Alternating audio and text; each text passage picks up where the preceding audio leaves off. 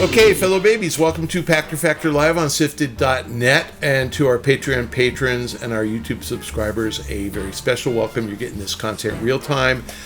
We appreciate your patronage. If you aren't a patron, or you are, please remember also to link your Amazon Prime account to your Twitch Prime account. That's free for you. It costs nothing. Amazon pays, not you. You already paid. So deploy the money you already gave to Amazon and get them to give Shane a little bit of it by connecting those two accounts. Today's question from Sifted from Mixie Q. Why is there such a backlash against having any amount of AI used in game development? I understand the ire when a job is taken that results in an inferior end product like with voice acting or writing, but is this any different from the backlash of the programmable Loom or the Steam engine? Tools for game development have changed throughout history. Why do so many people get angry over AI being used to make games? Okay, you are preaching to the choir. I feel exactly the same way you do. AI is a tool.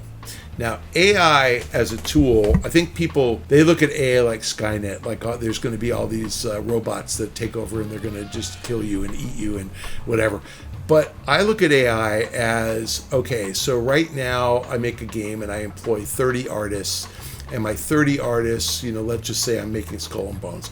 They're going to do my ship, and they're going to have to do 30 different rotations of the ship, and it's got to be, in a choppy sea or at port or in battle. And in AI, I can have one artist create the ship, and then I can spin it 50 different ways and put it in different environments, and AI will do all that. So sure. And the example I use for AI in games is I use the Flintstones analogy. So if you ever watch the Flintstones, Fred and Barney used to drive, and they'd be driving down the road, and you would see 3 trees go by, and then the same 3 trees, and the same 3 trees. And the reason for that was that cartoon was 1962 or something, or 64. And in the 60s, the artists had to hand paint all the backgrounds. So they painted 3 trees and ran it again and again and again, because they didn't want to print or actually draw unlimited trees. With AI, if you made the Flintstones, you would say, hey, I want to start in San Diego and drive to Vancouver. And as long as they're driving, just have it be the background from San Diego to Vancouver. And AI would make that happen. So what happens? You lose the artist, but you get a much more robust result. Yes, I think AI is a tool that is going to eliminate jobs. It's going to eliminate repetitive jobs is really good. Because much like I got rid of my secretary and it made me more productive, and so you'd rather have the guy you're paying 3 times as much put out more work. This episode of Pachter Factor is brought to you by DeShazer Ryan Realty. It's time to find out why everyone is buying homes in Montana. Right now, Doug DeShazer has a beautiful single-level home with a triple-car garage available in the best neighborhood in Libby, Montana. This custom 3-bed, 2.5-bath home has a 500-square-foot patio for entertaining. It's built to last with solid wood core doors, Anderson windows, an asphalt driveway, central AC and heat, and a private well to run its sprinkler system. The price was recently reduced, and owner financing is available with 20% down. No matter where you're looking to buy in the U.S., Doug DeShazer is licensed to help. Make him your real estate consultant at 406-291-1643. That's Doug DeShazer at 406-291-1643, or go to LibbyMontanaRealEstate.com. I'd say cell phone, same thing. I can communicate wherever I am, whenever I want. That's really valuable, right? And again, does that replace people? Yes, it absolutely does. More stuff gets done. Zoom replaces offices, and if I'm not in my office, the janitor doesn't have to clean it. Fewer janitor jobs, right? Robo-taxis, fewer parking, Uber, fewer parking spaces. I don't need to park if I take an Uber. I get dropped off and I'm done. So there's fewer parking meters, fewer meter maids, fewer people giving tickets. All better, all much, much better. So yeah, I agree. Now AI, the big concern is that AI is going to replace the creative people. That AI is going to make a game that's fun. I don't think so. I mean, ultimately that's probably the goal, but I don't think that happens anytime soon. I get AI for an actor and who says, hey, wait a minute, I'm going to have you, I'm sure there's like 10 sentences you can read off a script and then AI can replicate your voice saying anything, and that's deepfake. That's not cool. And unless the actor gives you permission to do that, that is not a cool thing to do. You shouldn't do it. But let's say that you're an actor like Donald Sutherland, who did all the California orange juice ads, in case you didn't know that, who just recently died, right? Do you think Donald Sutherland's family would like to have AI replicate his voice and Donald Sutherland's family gets paid a royalty? Yeah, of course they would. I'll let you in on a secret. This has been announced. Justin Lin, who directed and wrote the Fast and Furious movies, I think he owns the IP. When he was in film school at USC, he did a student project which was a documentary about Bruce Lee, who died in the 70s. He was in Enter the Dragon, Return of the Dragon, but he was a big martial arts star, big deal. Died young, something happened, I think enlarged heart or something weird, but he died like in his 30s. And he did a documentary of Bruce Lee, so he became friendly with the family. Now Justin is a big famous film director. He is making a movie, live action, all actors except for one, Bruce Lee. Bruce Lee is being created and manipulated by AI, and I think that is the coolest thing ever. Like Bruce Lee, we're going to have a real movie with Bruce Lee. Everybody he kicks ass on is going to be a real actor, and I have no idea how they're going to do it. But I think that sounds really fun. So AI can be massively cool. You know, and you get it when you see these movies like Benjamin Button, you know, when they age somebody in reverse or in forward. I think they did it in the movie The Irishman on Netflix. It's cool. So AI is going to allow anybody to do that. And if you ever make that tool available so any of us can do it, really cool. I think the risk of that is we won't trust stuff that gets posted to the internet. You know, so there's always these things that are posted that are fake. Like the other day I saw Bob Dylan was marrying Joan Baez or something, and it was somebody posted it on Facebook, but they're both in their 80s and it showed two 40-year-old people, so it was badly done. But no, I think AI is good. So the ire, the backlash is people who don't understand something tend to be afraid of it, and the fear of the unknown causes people to react in irrational and unpredictable ways. People who worry about their jobs being replaced, rightly so, should be complaining. I get that. I do think that it's unfounded, a lot of the concern. So as an example, I did a podcast with a guy named Billy Ray.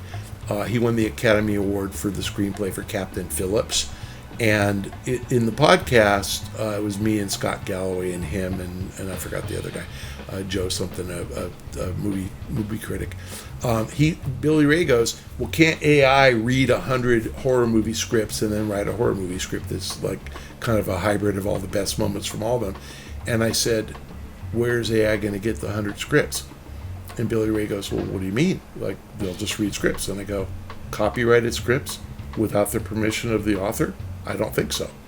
You know, that's the concern. So Billy, who is a screenwriter, was worried that someone was going to make a movie based on his scripts. Not without paying him, they're not. And if he doesn't want them to, then no. Now, what would happen if you took like all the Robert Ludlum novels, The Bourne Identity, took all the Bourne Identity novels and fed that into AI and had it come out with a script? Well, you can pay the estate of Robert Ludlum, and I'm sure they would be happy to take your money to keep that series going and come up with a new Bourne movie. Of course they would.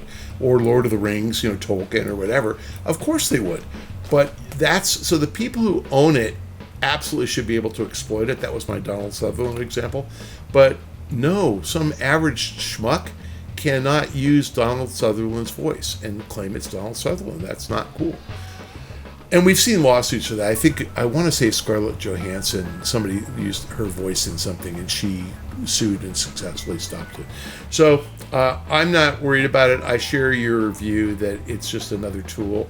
I understand the ire, which comes from people who don't really know how it's going to impact them and fear the worst. And I understand why they fear the worst, because a lot of scumbags out there who do a lot of bad things. So I get it, but I'm personally not worried about it at all. I think game development, the as they say in French, the je ne sais quoi, the part that I don't really know how to do is how to make a game fun, and AI is never going to figure that out either. That is a skill. It's an art that I don't even think it works when you're doing the concept. You have to actually build the game and tweak it and tweak it and tweak it to make it fun. And I wish I could tell you what makes a game fun. I know it when I see it, but I cannot tell you how to do it. No idea. I'd say service businesses, the value add of the service will continue. So can AI draft a will for you if you fill out a form? Sure. Like, of course. Can AI go into court and defend you against a murder charge? No chance. So it depends.